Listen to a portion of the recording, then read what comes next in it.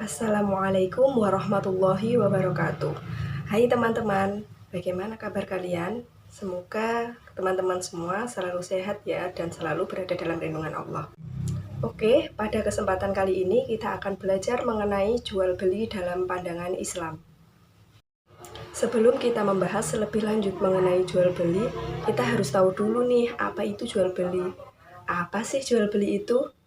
Jual beli berasal dari bahasa Arab yaitu al-bai' yang artinya tukar-menukar atau saling menukar. Secara terminologi, jual beli merupakan kegiatan saling menukar harta dengan harta dalam bentuk pemindahan milik dan pemilikan.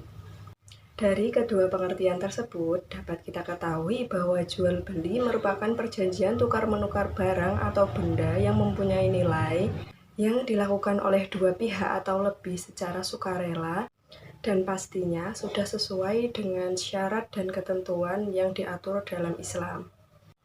Islam mempertegas legalitas dan keabsahan jual beli secara umum dan menolak serta melarang konsep riba. Ini dijelaskan dalam Al-Quran Surah Al-Baqarah ayat 275. Dalam Al-Quran Surah Al-Baqarah ayat 275 tersebut terdapat potongan ayat yang tidak lagi asing di telinga kita, yaitu wa ahallallahu bai'a wa harrama riba, yang artinya Allah menghalalkan jual beli dan mengharamkan riba. Allah adalah zat yang maha mengetahui hakikat persoalan kehidupan.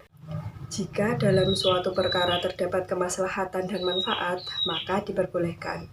Namun jika dalam suatu perkara terdapat kemudorotan, maka Allah akan mencegah dan melarang untuk melakukan hal tersebut.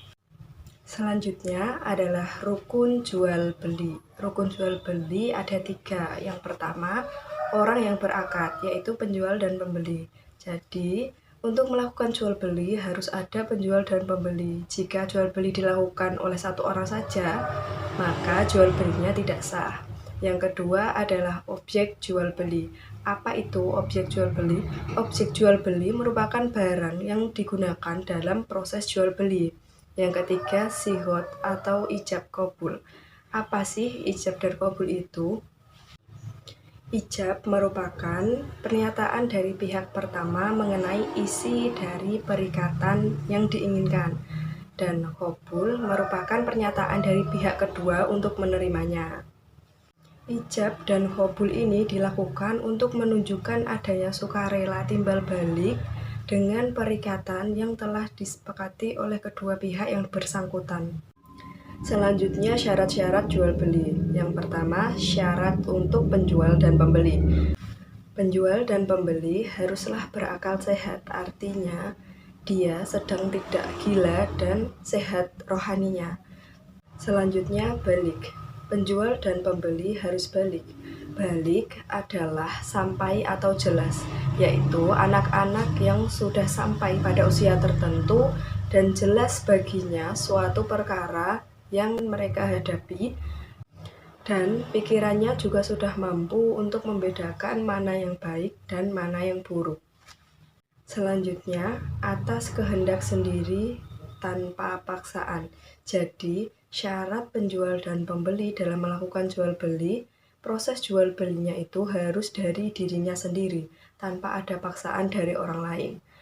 Dan syarat terakhir bagi penjual dan pembeli yaitu kedua belah pihak, yaitu penjual dan pembeli, tidak mubazir. Berikutnya, syarat objek jual beli. Objek jual beli harus suci barangnya. Yang kedua, dapat dimanfaatkan. Yang ketiga, milik orang yang berakad. Jadi, objek jual beli itu harus miliknya orang yang berakad, bukan barang milik orang lain atau bahkan barang curian. Itu tidak diperbolehkan. Yang keempat, mampu menyerahkan. Maksudnya, penjual sebagai pemilik atau sebagai kuasa mampu menyerahkan barang yang telah dijadikan sebagai objek jual beli sesuai dengan bentuk dan jumlah yang telah disepakati sebelumnya. Yang kelima, mengetahui. Maksudnya, mengetahui dengan sendiri barang tersebut baik mengenai takaran, timbangan, ukuran maupun kualitas dari barang tersebut. Apabila dalam suatu jual beli, harga barang serta keadaan barang tidak diketahui, maka jual beli tersebut tidak sah, karena bisa saja jual beli tersebut mengandung unsur penipuan. Yang keenam, barang yang diakadkan ada di tangan. Mengenai perjanjian jual beli atas barang yang belum ada di tangan, itu dilarang, karena bisa jadi barang tersebut rusak dan tidak dapat diserah terimakan sebagaimana perjanjian yang telah disepakati.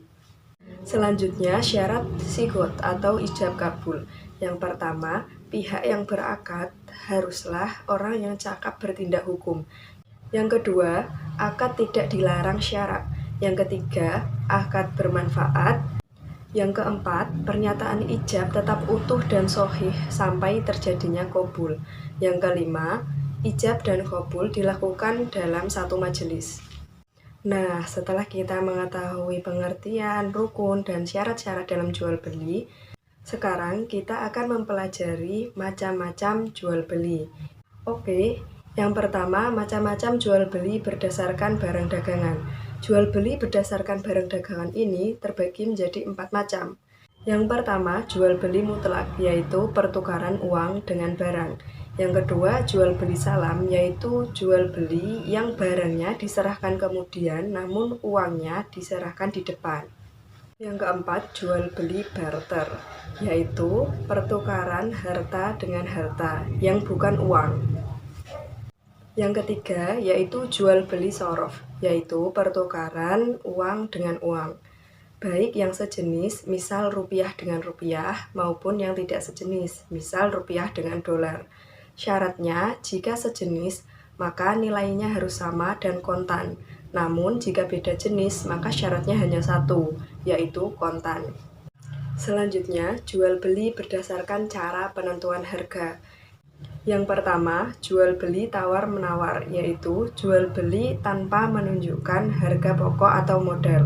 Yang kedua, jual beli lelang, yaitu jual beli di mana penjual menawarkan harga barang di pasar. Kemudian para pembeli berlomba untuk menawar dengan harga yang lebih tinggi daripada pembeli yang lain. Kemudian, penjual akan menjual barang tersebut kepada pembeli yang menawar dengan harga tertinggi. Yang ketiga, jual beli amanah.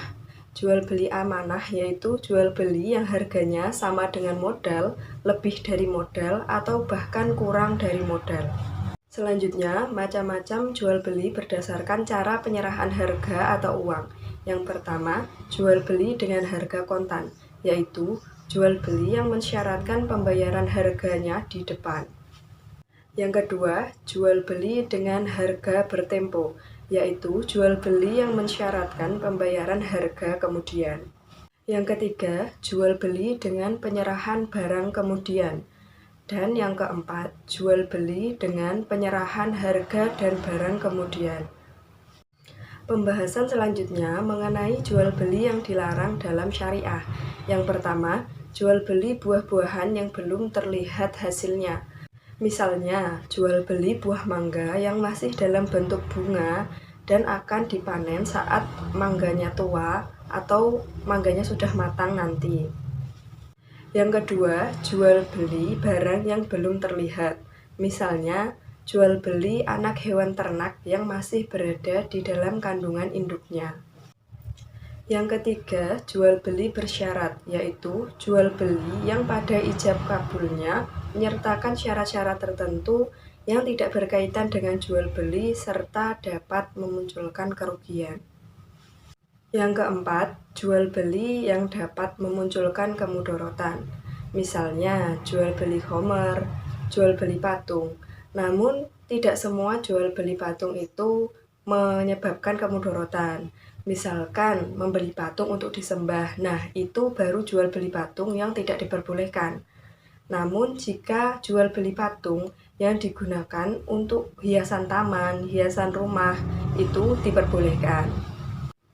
Lalu, bagaimana hukumnya menjual patung sebagai hiasan namun oleh pembeli digunakan untuk sesembahan?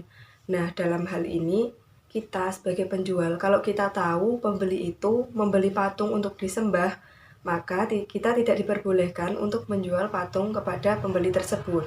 Namun, jika kita tidak tahu patung tersebut akan digunakan untuk apa, maka hubungan kita dengan pembeli hanya sebatas jual beli itu saja. Jadi, jual beli tersebut, jual beli patung, tetap diperbolehkan. Yang kelima, yaitu jual beli yang mengakibatkan penganiayaan. Misalnya, jual beli anak hewan ternak yang masih bergantung kepada induknya. Yang keenam, jual beli muhalakoh, yaitu jual beli tanaman yang belum dipanen, yang artinya tanaman tersebut masih berada di sawah atau di ladang. Yang ketujuh, jual beli mukhodaroh, yaitu jual beli buah yang masih hijau. Artinya buah tersebut belum pantas untuk dipanen. Yang kedelapan, jual beli mulamasah, yaitu jual beli dengan cara sentuh menyentuh. Misalnya, ada seseorang yang menyentuh sehelai kain, maka ia yang akan membelinya. Yang kesembilan, jual beli munabadah, yaitu jual beli yang dilakukan dengan cara lempar-melempar. Yang kesepuluh, jual beli muzabanah, yaitu menjual buah yang masih basah dengan buah yang kering. Hal tersebut dilarang karena pasti jual beli buah yang basah dengan buah yang kering itu timbangannya berbeda. Buah yang basah bisa saja lebih berat daripada buah yang kering. Selain itu, ada lagi jual beli yang dilarang dalam syariah, yaitu jual beli yang menjauhkan dari ibadah, jual beli yang mengandung unsur riba, dan jual beli barang yang haram. Baik, itulah sedikit pembahasan mengenai jual beli dalam pandangan syariah yang dapat saya sharingkan kepada teman-teman. Semoga pembahasan tersebut bermanfaat. Atas kurang lebihnya saya mohon maaf. Dan terima kasih sudah menonton. Wassalamualaikum warahmatullahi wabarakatuh.